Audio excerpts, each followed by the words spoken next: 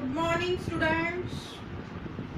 Today we will study the topic electric field lines. Electric field lines के बारे में हम लोग पढ़ेंगे. इलेक्ट्रिक फील्ड आपने पहले पढ़ा इसके पहले वाले लेक्चर में. उसमें थोड़ा से आपको डाउट होंगे कि फील्ड कहाँ से कहाँ पे आपको डायरेक्शन बतानी है. फील्ड की डायरेक्शन कहाँ से कहाँ होती है. इसमें ये क्लियर कर लीजिए कि फोर्स की डायरेक्शन हमेशा हमें पॉजिटिव नेगेटिव के बीच में अट्रैक्टिव फोर्स होगा और सेम लाइक चार्जेस के बीच में रिपल्सिव फोर्स होगा. और फील्ड की डायरेक्शन आप इस फिगर से अलग अलग समझ सकते हैं. First of all we will see case one we are seeing in the figure that a positive charge is there. This is a independent positive charge. इसमें जैसे कि हमने नोट्स में लिखा है कि that will give direction radially outwards. इसमें field की डायरेक्शन रेडियली आउटवर्ड्स रहेगी. अगर नेगेटिव इंडिपेंडेंट चार्ज है तो उसमें इलेक्ट्रिक फील्ड की डायरेक्शन इनवर्ड्स रहेगी, रेडियली इनवर्ड्स रहेगी. ये जो आपने लाइनें देख रहे हैं, whatever lines are there coming, as many as lines you can draw. ऐसा नहीं है कि इतनी ही लाइनें आप बना सकते हैं. आप कितनी भी लाइनें इसमें बना सकते हैं. जो भी लाइनें होंगी वो क्राउडेड एट द सेंटर होंगी और आप जैसे जैसे दूर जाते जाएंगे लाइनें दूर दूर होती जाएंगी. So this effect upon area वो हम पढ़ेंगे. अभी केस 3 देखेंगे. केस 3 में दो पॉजिटिव चार्जेस हैं. पॉजिटिव चार्ज जैसे हम पढ़ चुके हैं कि इसमें से इलेक्ट्रिक फील्ड की डायरेक्शन आउटवर्ड होगी, तो दोनों में से आउटवर्ड ही डायरेक्शन निकलेगी. अगर दो if they are opposite charges positive and negative, इसमें ध्यान से देखिए, पॉजिटिव से चार्ज इलेक्ट्रिक फील्ड निकलेगा और नेगेटिव में इनवर्ड होगा. तो हम ऐसे देख सकते हैं पॉजिटिव से नेगेटिव फील्ड की डायरेक्शन है. ये सब डायरेक्शंस आपको ध्यान रखनी है न्यूमेरिकल करते समय भी. They will ask you the resultant direction of the field. Addition plus subtraction जब न्यूमेरिकल में charge, first of all use study the charge. कौन सा चार्ज दिया है, पॉजिटिव है नेगेटिव है, फिर उसकी डायरेक्शन क्या होगी और फिर आप रिजल्टेंट निकालिए. ओके. अब यहाँ पे नेक्स्ट हम पढ़ रहे थे कि एरिया पे कैसे डिपेंड करता है. पॉजिटिव चार्ज में आप देखिए, जैसे यहाँ से लाइंस मैंने बताया, आप कितनी भी लाइंस बना सकते हैं आसपास, बट आप जितनी भी लाइंस बनाएंगे जैसे जैसे आप दूर जाते जाएंगे फील्ड डिक्रीज होता जाएगा. जैसा कि हमने फॉर्मूला पढ़ा है, E is inversely proportional to R square. तो R इंक्रीज होगा तो E डिक्रीज होगा. तो चार्ज के पास में जो एरिया होगा वहाँ पे क्राउडेड लाइंस होंगी, तो that will be the area of more density field, density of electric field. वहाँ पे सबसे ज़्यादा इलेक्ट्रिक फील्ड होगी. जैसे जैसे आप दूर जाते जाएंगे फील्ड डिक्रीज होना स्टार्ट होगी. So more the area closer to the charge, ये हो गई area dependency. That means if more area it covers, then crowded lines are there, so electric field density, more strength of electric field is more.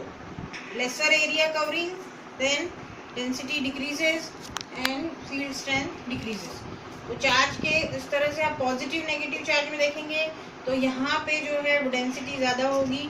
दूर दूर जाएंगे तो ये दूर दूर जा रही है लाइनें, तो डेंसिटी डिक्रीज होती जाएगी. तो फील्ड क्राउडेड जहाँ पे रहेगी वहाँ पे स्ट्रेंथ फील्ड की ज़्यादा रहेगी. ओके. ये दूसरा पॉइंट. अब इलेक्ट्रिक फील्ड लाइंस फेराडे ने डिस्कवर की थी. माइकल फेराडे ने पहले देखा कि इलेक्ट्रिक फील्ड तो ऐसे ही डिफाइन कर दिया गया है. तो पिक्टोरियल रिप्रेजेंटेशन मतलब पिक्चर के फॉर्म में अगर समझाया जाए तो ज़्यादा क्लियर होगा. That's why he given the electric field lines. That is the pictorial representation of electric field around a system of charges. Next properties, हम एक एक प्रॉपर्टीज इसकी पढ़ेंगे. That is very important. हर एक प्रॉपर्टी पे क्वेश्चन बन सकता है. कि first property is the field line starts from positive charge and end at the negative. वो मैंने पहले ही आपको बता दिया, पॉजिटिव से नेगेटिव इसकी ध्यान रखना है direction. In a second property, in a charge free region, field lines are continuous curves without any break. अगर चार्ज फ्री रीजन है, जैसे हमने एक इंडिपेंडेंट चार्ज देखा, यहाँ पे क्या होगा, ये फ्रीली इंफिनिटी तक जाएंगी, यहाँ पे कहीं पे भी ब्रेक नहीं होगा, ऐसे मुड़ेगी नहीं, that will go straight. Two field lines can never cross each other. यहाँ पे आप हर फिगर में you can see that any field line will not cross each other. हम क्रॉस क्यों नहीं करा रहे हैं? अगर कहीं पे भी फील्ड क्रॉस होती है, if they will cross each other, then their directions will get different and electric field वहाँ पे क्रॉस हो जाएगी और वहाँ पे आपका इलेक्ट्रिक फील्ड का डायरेक्शन चेंज हो जाएगा। इसलिए their property is very clear that they never cross each other. Field lines do not form any closed loop. Close loop, जितनी डेंसिटी उतना फील्ड स्ट्रेंथ ज़्यादा, जितनी कम दूर डेंसिटी जाएंगे, फील्ड स्ट्रेंथ कम होती जाएगी। Field lines contract longitudinally and exert pressure lateral. Longitudinally contract होती है, ऐसे इस तरह से कॉन्ट्रैक्ट होगी, और लेटरली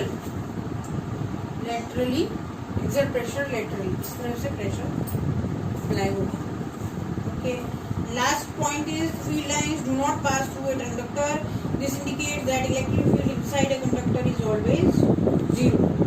अब इसमें कंडक्टर, अगर हम कोई कंडक्टर लेंगे तो फील्ड लाइंस उसमें से बाहर ही निकलेंगी, अंदर की तरफ नहीं जाएंगी। आप सभी देख रहे हैं चार्ज के अंदर ही जाती है, कंडक्टर के अंदर से नहीं घूमेगी।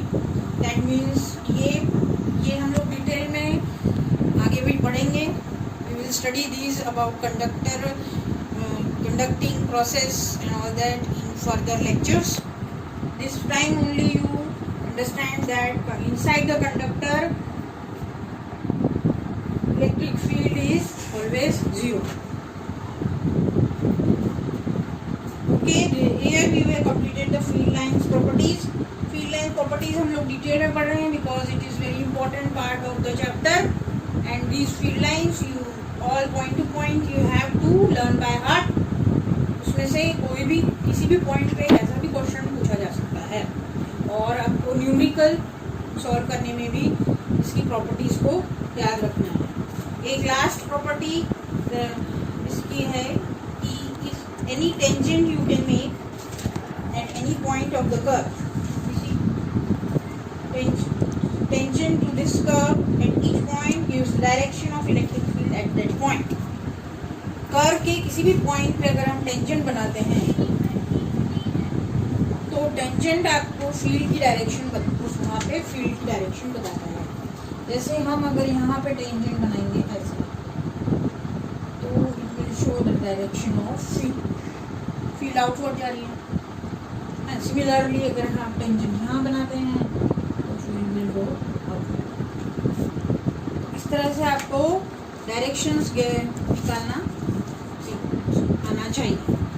That's all field lines पे इतना lecture. This lecture is completed for field lines. In the next lecture we will study electric flux.